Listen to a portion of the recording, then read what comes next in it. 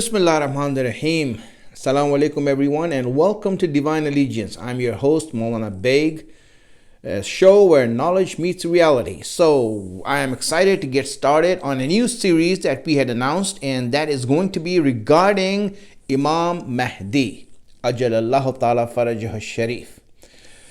Now, for those who are waiting for the reappearance of the Imam, and they are waiting for him to return, nothing is sweeter and nothing is more pleasing than listening and learning about the reappearance of the Imam. For all you Shias out there who are waiting, this is the most interesting topic, and rightly so.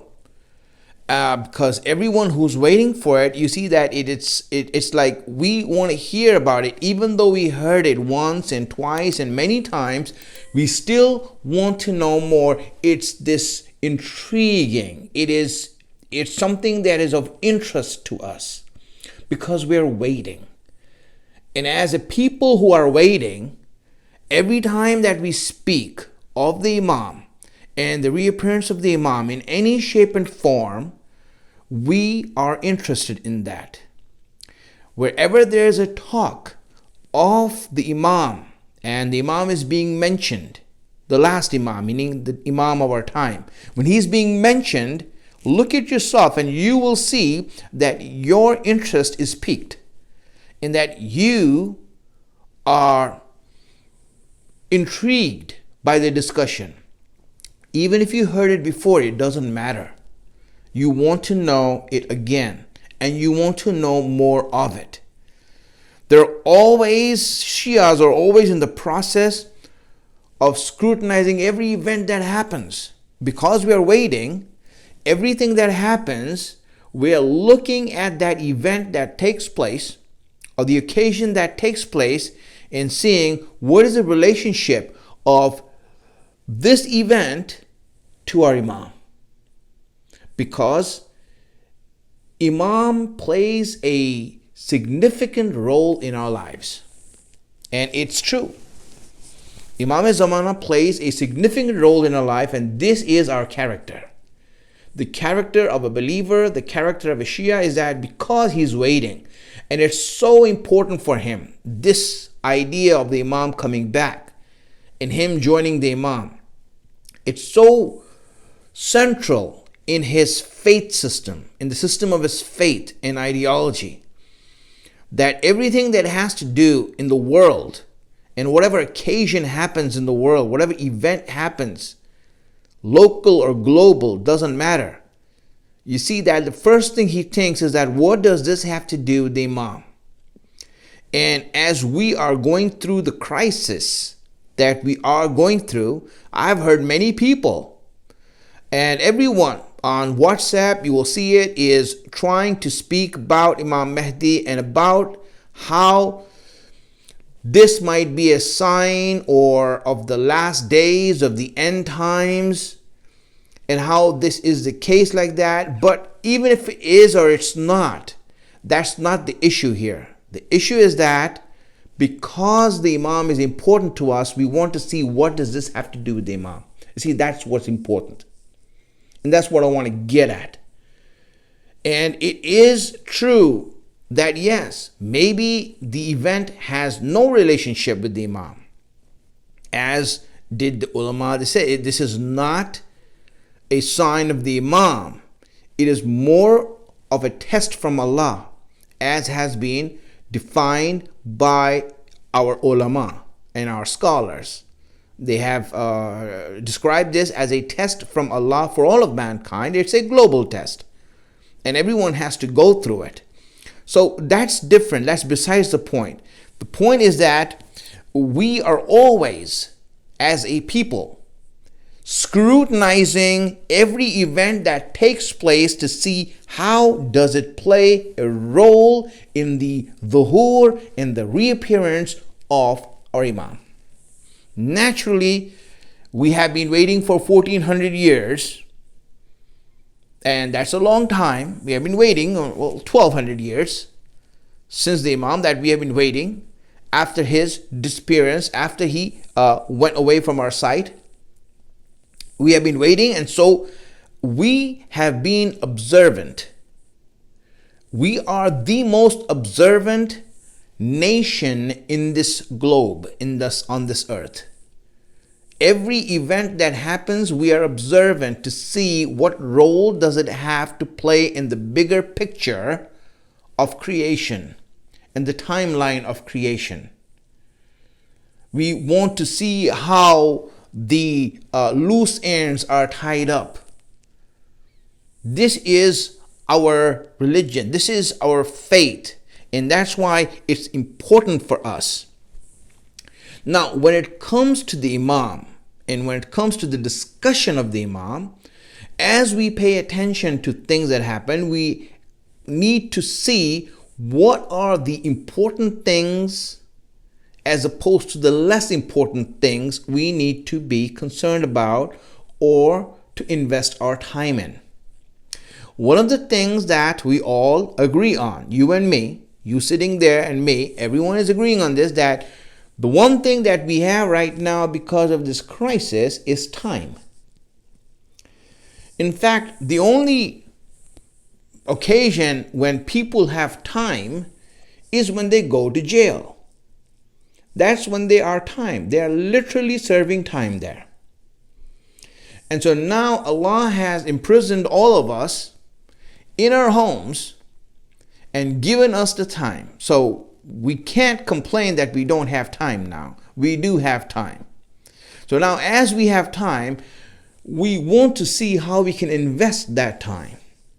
And where should we invest that time? And where should we focus our energies?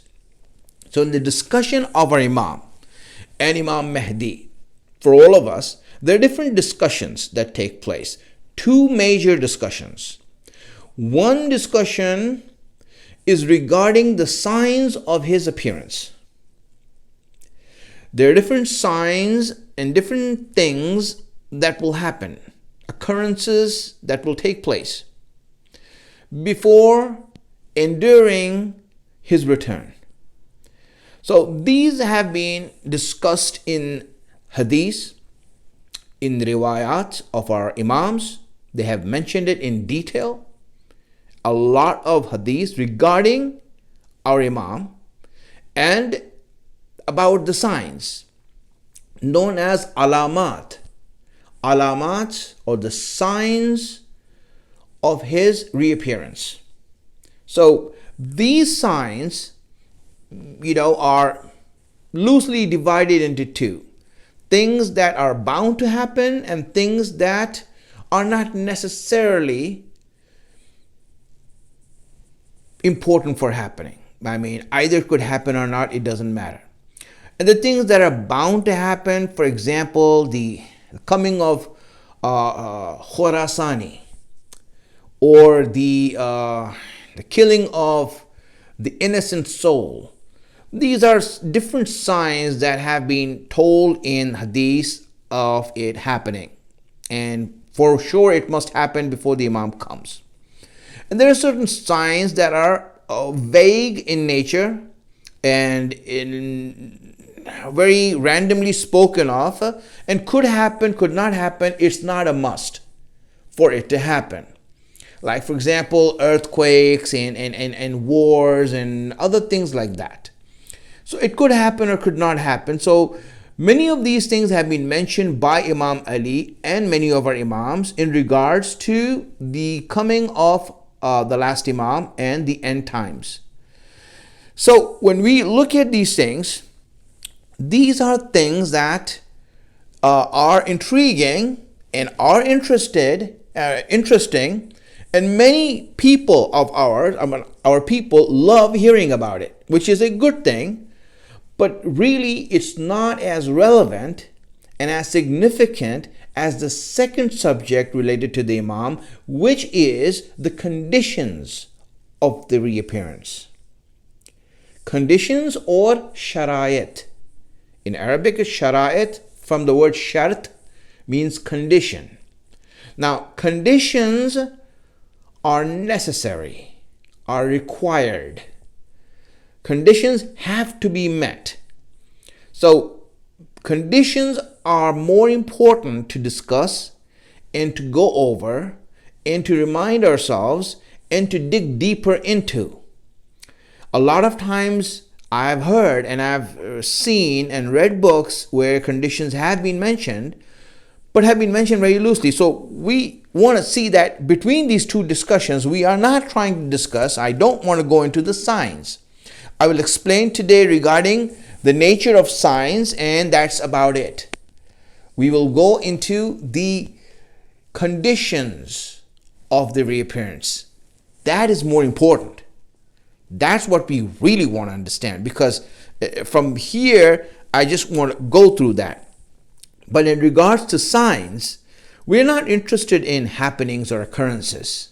Really, it's not important, because the problem is that those signs that have been mentioned in riwayat, they are vague and ambiguous. In other words, they can be interpreted in any way. They can be applied in any era. They can be looked at and recurring in every generation and could be applied differently. So, yes, it's not definitive to look at these signs and say, oh, the Imam is coming right now because of these reasons. Imam's reappearance does not have anything to do with the signs. Those signs have reasons, and I'll mention them. As the show unfolds, I will mention the reasons why signs have been mentioned. But the signs have nothing to do with the reappearance of the Imam. That the Imam is not coming back anytime sooner if the signs are all there. He's not coming back. It's not going to make him appear any faster. So the signs have nothing to do with bringing the Imam back or for him to come back. These signs have different purposes, which I will mention. And they should be kept to that purpose only, not more than that.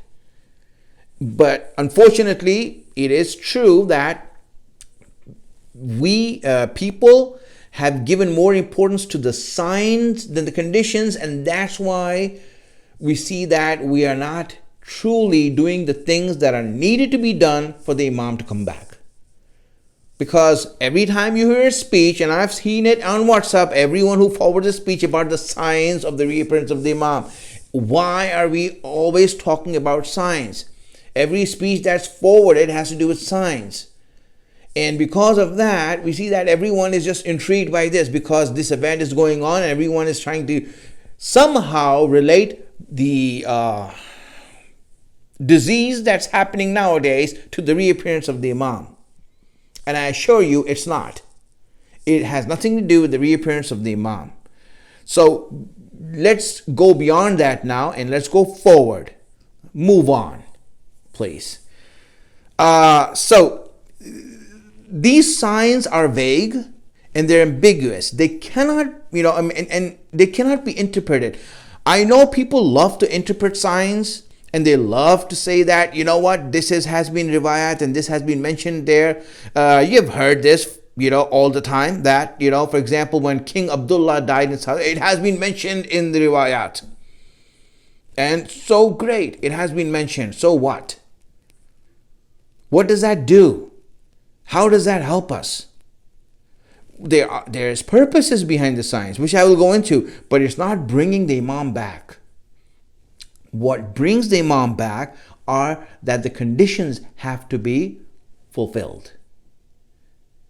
And that's what we want to understand. How are these conditions going to be fulfilled? And these conditions, when we talk about them, let's see what happens and what is the idea of these conditions. And what do they do to us? What do they bring about in us? When we start to see that, that's when we will understand. So let me just go through this. The difference between what are the conditions? What does that mean? And what's the difference between signs and conditions? The first thing is that events and signs do not bring about the appearance of the Imam. Conditions are necessary to be fulfilled for the Imam to come back. Meaning, if the conditions are not there, the Imam is not coming back. We can look at the world right now and see, are the conditions fulfilled? If the conditions are fulfilled, then you know what? Yes, the Imam is going to come back. And I will go into these conditions that have been mentioned in Hadith. What are these conditions that we need to do that? So first thing that conditions are is that it has a cause and effect relationship with the reappearance of the Imam. Remember that. It is a cause and effect that without it, Imam is not coming back. Number one. Number two, events and signs are sporadic. They are random. They happen here and there. There's no interconnection between them. It's not building up to anything. It's not building up to a movement. But conditions are related to one another. It is a part of a system. They are continuous and they're connected. And these conditions have to be fulfilled. In every generation, you see these conditions as they are fulfilled, it's adding up. So there is a system that is being put in place, and there are small parts of it that are being put as these conditions are being fulfilled. It's really important for us to understand why conditions are more important. Because the conditions are leading up to the movement of Imam and the reappearance of the Imam. Signs are not. They are just random things that are happening, not connected with each other, not building up to anything. So that's number two. Number three, events like, for example, something like King Abdullah dying, or some disease, a plague happening, does not bring about any obligations on us. By looking at this or some sign occurring doesn't make me responsible in any way. It just shows me something, but it doesn't make me responsible for any obligation. But conditions bring about obligations in me, in a Shia, in a believer. You, the believer, want to find out what you have to do. You don't look at signs, you look at conditions. Conditions bring about obligations, bring about responsibilities that must be fulfilled. And now, that third point, which is this point, is what brings about a reality in us that this is real, that the dhuhur is real, because it's making things wajib on me. I have to do this. And this is why conditions are more important. So when we are talking about the arrival of the Imam, we want to talk about conditions and how to fulfill those conditions. Because as those conditions are fulfilled, the Imam is coming back. It is an actual, real growth. It's not a fantasy. It's not sensationalism. The Imam and the movement towards the Imam is a factual growth that we are actually putting things in place for it to happen. It's the same thing like the appearance of the last prophet. If you look at it, how Allah mentions it in the books, He says it has been mentioned in the books about His coming. His appearance has been mentioned in the old books by the old prophets, and they prepared the people for His coming. So all of those conditions were fulfilled before the prophet came on earth, before the last message came to mankind.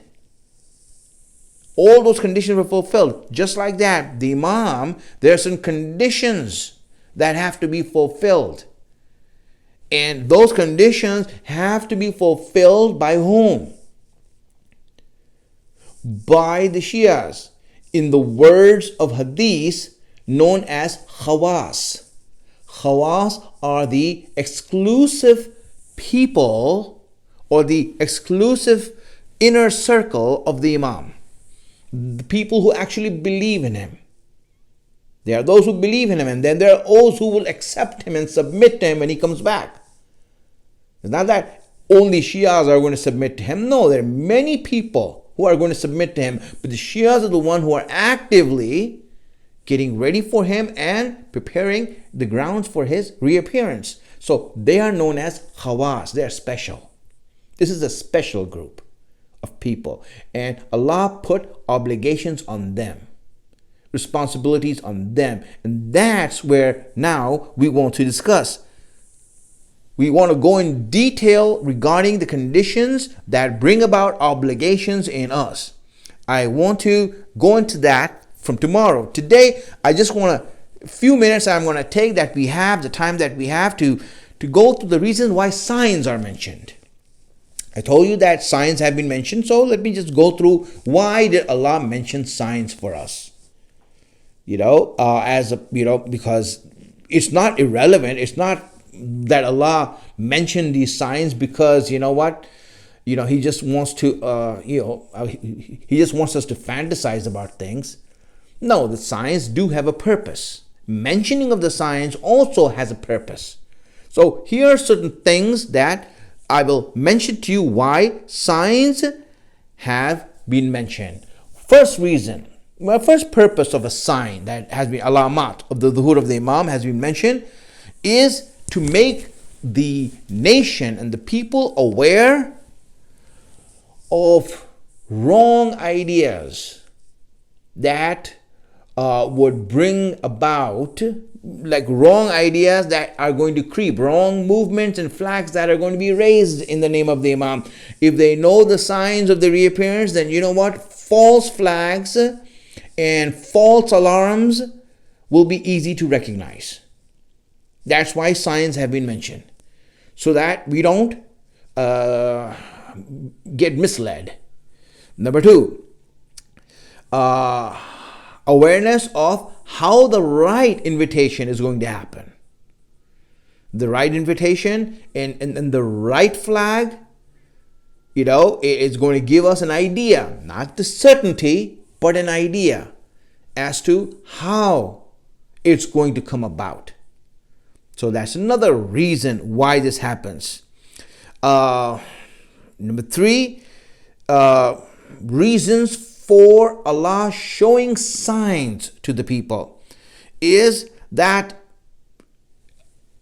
news from the unseen, from the ghaib, has always been a main reason for prophethood. When you look in the time of the Prophet and the Imams, whenever they want to give you an inclination towards the next event that's happening, they will mention it, that it's going to happen. So it causes that intrigue and interest in us to rise about that event, so that it can create an interest and intrigue in the upcoming event that's happening, so that we stay connected to it. Number four, as infidels are looking for the truths in other religions to see, and truth seekers everywhere are looking for different signs that other religions have prophesied or told about, they also will start getting interested in a concept of the Savior coming back. It is something that will attract people to come and also get ready for this event. When you learn about the signs, the realization of each sign of appearance in the apparent world reflects on the serious determination of Allah in the victory of Islam and Muslims over infidelity in the world. As these signs are going to come about, you will see that Allah wants to induce confidence in believers by showing these signs and letting them know that Islam will prevail. If you remember a long time ago, people use this as a psychological method to induce confidence in people, even if it might be wrong or right by those people. Obviously, when Allah says it's going to be right, Islam is going to prevail over all other religions. That is a promise of Allah in the Quran, not hadith, it's in the Quran. Right? That Allah says that He has sent the religion on the people so that it can prevail over all of the religions. So that is a reality that is happening. But the issue is that confidence. So nowadays you ask anyone, you see, Muslims are on the run. They're hiding. They are completely disbanded. And how can we get confidence now? It really is making it hard for an average Muslim to have confidence in that we will prevail. They are being subdued and subjugated to the thoughts and ideology of foreign ways of life and religions. So now, how can we come about that? Allah has put these signs out there and shows that these signs, look at these signs, learn about these signs, and know that Islam is going to prevail, right? When you look at these signs. So when these things happen, it creates a confidence in us. If you remember, on the contrary side, right, you see that there was this long time ago, and you know what? They always repeat this. It's a figure that they have from the 15th century by the name of Nostradamus. Now, Nostradamus was whatever poet, a writer, or whatever it is that he used to write these things that they call prophecies, and how these prophecies came out true. So they will mention these prophecies, right, that he made about different things that will happen, up to interpretations, but they can interpret it in any way they want. They'll interpret those things, and they will say that, well, you see, this came out true, and and JFK died, and it was prophesied that, and all of these things will happen. And at the end, the last prophecy that he has made is that Christianity will prevail over Islam. Go ahead and see it. Nostradamus, any movie on YouTube that you see of Nostradamus, that's what it says. So first, it'll give you 9 prophecies to say that, yes, you know what, you can trust him and you can believe in him. And then the 10th one is how Christianity is going to prevail over Islam. And that always comes about there. And you know what? Every new edition that they come out with Nostradamus changes the ending. At first it was Saddam, and before that it was something else or someone else. Always the end is changing, but the end is always a Muslim person being defeated by Christians and a Christian army. So why are they doing this? To induce confidence in their people that we are right, that we are good. And so Allah, what He wants to do is that He gives us these signs to induce confidence in us, that look at these signs as it happens, and you know that Islam is going to prevail, because that is the promise of Allah, and that goes without words, and that's just a matter of time and not a matter of hope. So and just that's it, because we are out of time now regarding the program for today. Just the signs that we are out there, right? And you hear many scholars speak about also, these signs are just meant for these reasons, not for bringing back the Imam. What we want to talk about are the things that bring the Imam back, and that is actually working to build up the movement for the Imam. And those are the conditions of the Imam. The arrival of the Imam depends on that. Tomorrow we will go into those conditions and we'll start to speak about that. Stay tuned, inshallah. And we want that this month of Shaban, as we are sitting home, truly Allah gives us the blessing and the time and the ability to learn about the Imam and think about him and reflect about him and actually start to put the things that he has mentioned to us as obligations into practice.